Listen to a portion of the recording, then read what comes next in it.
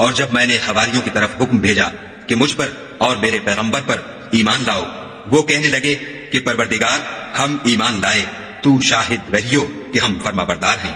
वो किस्सा भी याद करो जब हवारियों ने कहा कि ए ईसा इब्ने मरियम, क्या तुम्हारा परवरदिगार ऐसा कर सकता है कि हम पर आसमान से तआम का खान नाजिल करे? उन्होंने कहा कि अगर ईमान रखते हो तो खुदा से डरो। वो बोले कि हमारी ये ख्वाहिश है कि हम उसमें से खाएं और हमारे दिल तसल्ली पाएं और हम जान लें कि तुमने हमसे सच कहा है और हम उस खान के नुज़ूल पर गवाह रहें। तब ईसा इब्ने मरियम ने दुआ की कि ए परवरदिगार, हम पर आसमान से खान नाजिल फरमा कि हमारे लिए वो दिन ईद करार पाए, यानी हमारे अगलों और पिछलों सब के लिए, और वो तेरी तरफ से निशानी हो और हमें रिज्क दे, तू बेहतर रिज्क देने वाला है।